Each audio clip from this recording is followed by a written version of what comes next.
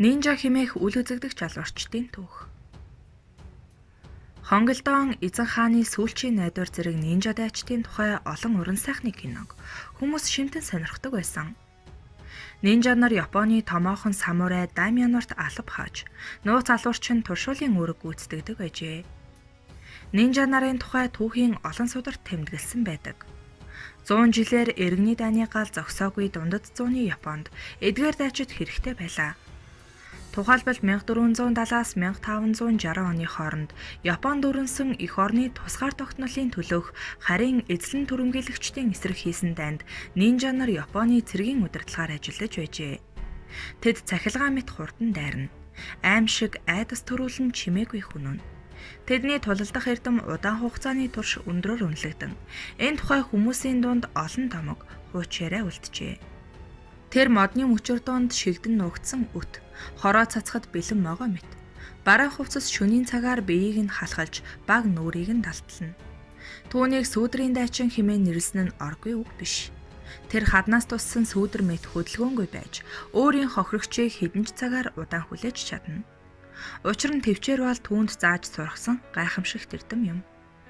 Эрт цагт Киотогийн ойролцоох ууланд Ямабуси лам нар сууршиж, мөргөл биеийн тамирын дасгал сургуулилт хийж, өдөр хоногийг өнгөрүүлдэг байжээ. Тэдний хийдэг байсан дасгалуудаас хожим нь нинжутсу гэдэг байлдааны урлаг үүсжээ. Нинжутсу гэдэг нь алга болох үл үзэгдэх урлаг гэсэн утгатай бөгөөд Японы эртний тулааны урлагийн мөн чанар нь нууц зэвсэг буюу үл үзэгдэгч байхад оршдог байв. Түүхчид үүнийг 8 дугаар зууны сүүлээр үүсэж эхэлсэн гэж үздэг. 1185 онд улс орныг цөмлөн батрахсан. Иргэний дайн дуусахад нинжутсу урлаг аль хэдийн өөрийн хэлбэрийг олсон байв. Энэ үед нинжа нар орон нутгийн эрх баригч вангууд болон тухайн үед улс орныг удирдах байсан дээд ерөнхий командлагч Сякун Минаматогийн албанд зүтгэж нууц мэдээлэгчийн үүрэг гүйцэтгэн олонний зүрхэнд айдас суруулж байжээ. Нинжа нарын үүрэг их байлаа.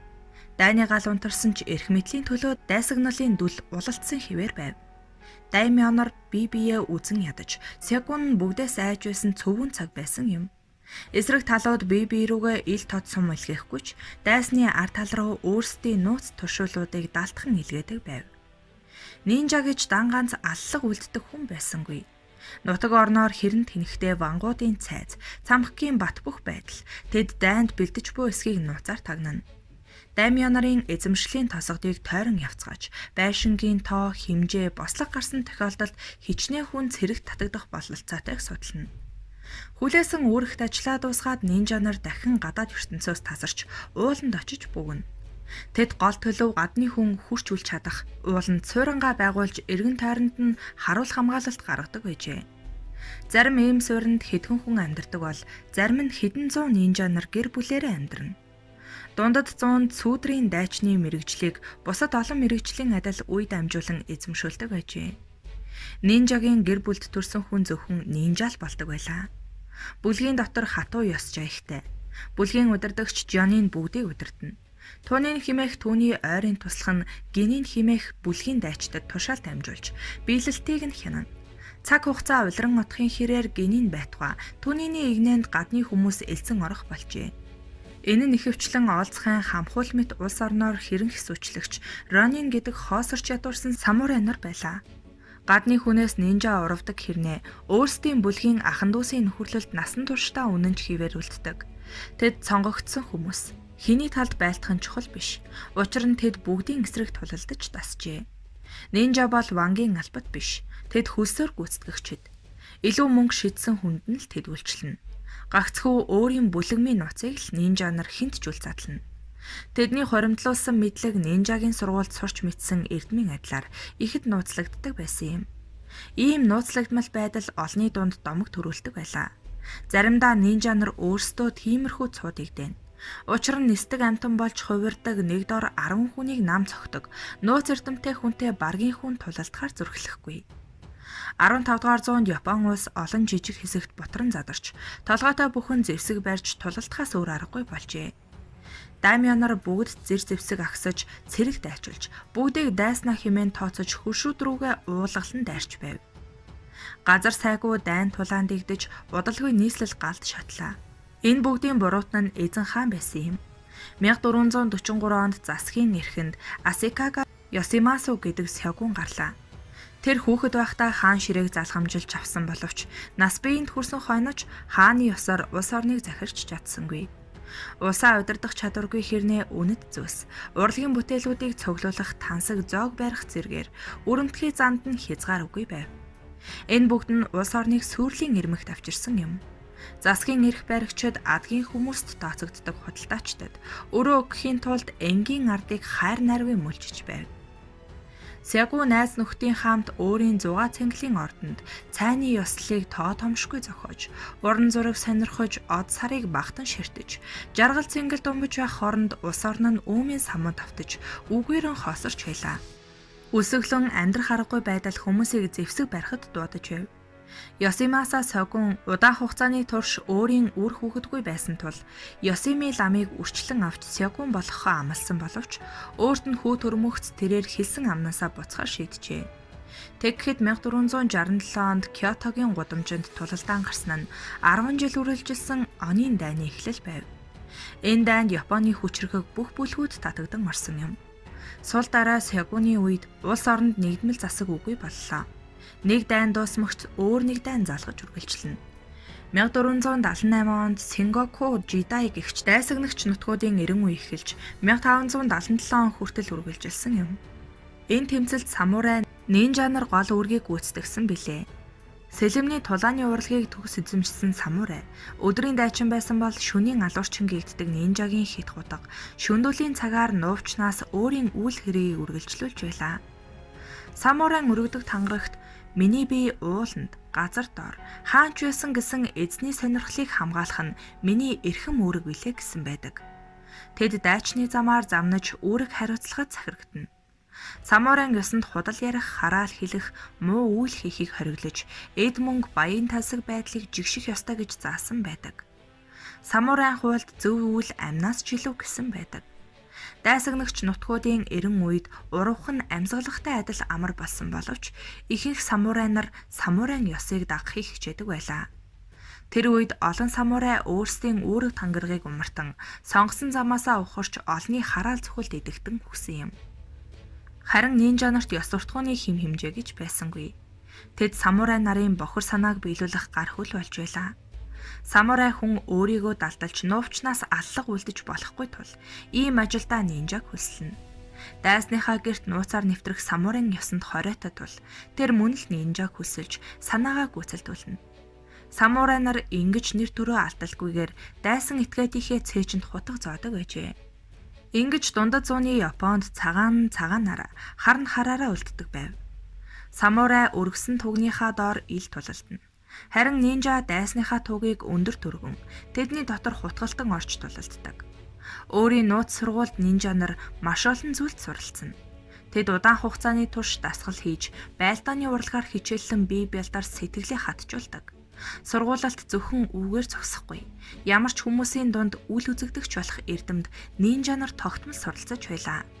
Нүүрний төрхөөр хүний зан төлөвийг мэдэх ухаанаар тогтмол хичээллэж, гадаад байдлаар нь хүний хийх гэж буй үйл хөдлөлийг тааж мэдхэд суралцсан. Японы мужуудын ёс заншил, амьдралын нөхцөл, байгаль цагуурын байдал, нийгмийн давхаргуудын онцлогийг судалж сургуулдгаараа тэд хаанч очсон өөрийн хүн шиг байж, олон дунд танигдахгүй уусаж чаддаг байлаа. Дайсантайгаа халд тулалдахын өмнө нинжа нар сайтар бэлддэг. Тэд ямар ч төрлийн зэвсгийг чадамгаа эзэмшдэг бөгөөд хүний амин цэгүүдийг гайхамшигтай сайн мэднэ. Алганы мөрөөр ганц цохиод л амьсгалыг нь хааж, хүнийг өхүүлж чадна. 1543 онд Португалийн наймаачид мушкет бууг авчирснаар нутгийн зэвсгийн дарагчид хэдэн 10 мянгаар нь үйлдвэрлэж эхэлсэн бөгөөд нинжа нарч галт зэвсгийг гарамгаа эзэмсэж сурчээ. Нинжа нар хорын тухай сайн мэднэ. Өөрсдийн дайснуудыг үзүүрт нь хор төргсөн төмөр 5 хөшөө, сум зэргээр хөнөөх нь илбэг. Үүндээ фугу загас, аалз, хилэнцэд хорхой, мөөгний хорыг өргөн хэрэглэнэ. Дайснаа баттай алахын тулд сэлэмнийхээ эрэнд хор түрхэж байгаад тулалдана. Нинжа нар хан мод руу авиран гарч, дүрээ хуйлгаж байрлал сонгон отолтонд дайснаа удаан хүлээж чадна. Нэмгэн арсаар хийсэн салыг үлээж агаараар дүүргээд, түүгээрээ гол нуурыг зовлонгүй гаталж чадна. Хулсан гуурс юм уу агаараар дүргсэн арьсан уутны үзүүр амандаа зугаад усан дотор амьсгалан нуугдаж чадна. Хоол хүнсгүй мэс шиг хүйтэн усанд удаан хугацаагаар байж чадна. Тэд олон янзын зэр зэвсэг хэрэгэлдэг. Жишээ нь хадуурыг хурцалж ирлээд нөгөө үзүүрт нь хүндрүүлэгчтэй төмөр гинж бэхэлсэн зэвсгийг хусаригама гинэ. Үүнийг дайсан руугаа шиднэ. Эсвэл гардан тулаанд орохдоо гарынхаа хуруунуудад төмөр хумс зүүж эсрэг этгээдээ шархтуулна. Амандаа фукубари химээх гуурс нууж дайсан дөхөж ирмэгц үлээж зүүгээр шүршинэ. Бигдээ дайр хийсэн хулсан гуурс авч явах ба дайсныхаа нүүрлүү шиднэ. Хөөгдөж байх үедээ дайсныхаа хөлдоор хор шингээсэн өргөстэй тэцүүбиси химээх төмөр од шиддэг. Эмэгтэй нинжа нарын дунд кокубе буюу ил гарсан хэсгүүдэд нь хор шингээсэн гоёл зүвхэн элбэг байлаа. Өөрсдийгөө илчлэхээс болгоомжилж нинжа нар гол төлөв явган явж өдөрт 100 км замыг ч тоолно. Аллаг үлдээ зүгтэж байхдаа мөрдөж буй хүмүүс чиглэлийг нь тогтоож чадахгүйгээр хөлөө байрлуулж маш овчноор мөрөө баллна. Хохирогчийн гэрээс зүгтахдаа гэрийг нь шатааж гэрийнхэн ба зарцнаар нь галыг унтраах гэж сандралтаж байх хооронд сураггүй алгуулж амждаг байжээ. Нинжад нэр төр ёс суртахуун гэж байсангүй. Гэхдээ түүнд байсан юутайч зүрлэшгүй нэгэн эрхэм чанар бол тэр хизээч ямар ч нөхцөлд өөрийн бүлэг, гэр бүлийнхэн хаана байгааг илчилдэггүй байсан юм. Тамлалтыг тэсвэрлэхгүй ам алтхаас болгоомжилж өөрийгөө хутгалах юм уу хацартаа байнга авч явдаг хортой капслыг хаг хазаж залгидаг байлаа. Зарим үед нүүр царайгаа таниулахгүй тулд нүүрээс хичдэг байв. Шүний харанхуугаас сүүдрийн дайчин гарч ирэн бамбарын дүлийн гэрэлд үхлийн харанхуу руу замхран одно. Амиа эгөөтгөх нь нинжагийн хувьд хамгийн нэр төртэй үхэл гэж хэлж болно. Нинжа эрхчлөөтэй байгаа үед хүн бүрийн амьд түүний гарт харин эрхчлөөгөө алдвал өөрөө өрөөлийн гарт бай болдог байв. 1594 оны 8 дугаар сарын 24-нд Японы Робингууд гэгддэг алдарт дээрэмчин нинжа Исикава Гамоныг гэр бүлийн хамт буцалж буй тосонд хийж чанжээ. Түүнийг цаасан шувуу ашиглан Нагая хотын ордны дээвэр дээр гарч оройг нь чимэглэж байсан алтан эдлүүдийг хулгайлахаар завдсан хэрэгт буруутгасан юм. 1570 оны 5 дугаар сарын 19-нд нинжа Сугитаны Жинюбо тэр үеийн Японы бараг захирагч болоод байсан цэргийн командлагч Одо Нобунага руу нуувчнаас 2 удаа буутсан юм. Сумнууд хоёуг дуулахыг онсон боловч нэвтэрсэнгүй. Нинжа хэргийн газраас зүгтэж Одогийн хүмүүс түүнийг 4 жилийн турш хайсны эцэст барьж авчээ. 6 өдөр тамлаж тарчлаасны эцэст цаазын онцгой аргаар хорох шийдвэр гаргасан байна. Түүний газарт бэлхүүс хүртэл нь булаад хүзүүг нь хоёр талаас нь дутуу хөрөөдөд орхижээ. Хажууд нь орхисон том хөрөөгөр хинч очоод аль нэг эрхтнийг нь хөрөөдөж болох байв. Тойрсон хүмүүс тарж явахгүй л байлаа. Гэвч энэ түүний зовлонгийн төгсгөл байсангүй. Хэд хоногийн дараа амьсгаа хураагаагүй түүнийг ухаж гаргаад амьдаар нь цовдлжээ. Одо Нобунага зүгээр ч нэг нинжа нарын бай болоогүй ажээ. Тэрээр хулчгар алуурчдаас салж чөтгөрийн гэр бүлийг хүүс тэмдрэх зорилготой байсан юм. Игамужийн 4000 нинжагийн эсрэг Одо Нобунага 46000 самурайг хөдөлгөж тэднийг адуус мэт хяджээ. Тэднээс цөөн хэдэн л ууланд амжин зогтож гарснаар амьд үлдсэн юм.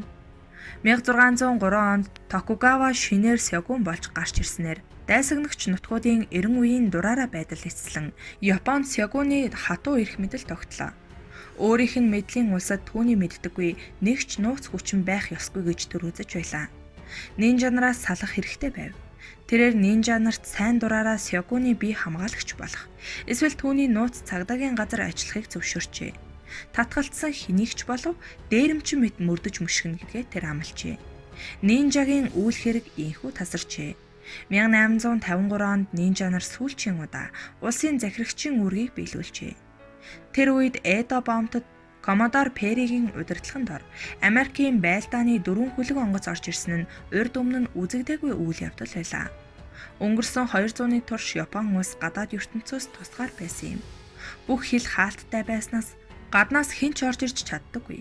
Үхлээс айгаад хинч тэндээс гадагш гарч чаддаггүй байсан юм. Ийхүү Америкийн байлдааны хөлгүүд Японы бомтод ирж Коммодор Перри Америк нэгдсэн улсын засгийн газрын илгээмжийг Сёгунд дамжуулав. Тэнд Японы талд Симоде, Хакодате бомтуудыг Америкчуудад нээж худалдааны гэрээ байгуулахыг санал болгосон байжээ.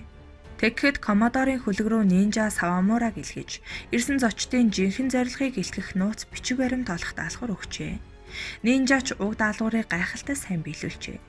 Тэрээр Коммодорын бүгдийн нүднээс далдлан нуусан бичгүүдийг олж, эрэг дээр авчирсан бөгөөд тэр зүйл нь шүлэг бичсэн дэвтэр байжээ хэмээн түүхэнд бичигдэн үлджээ.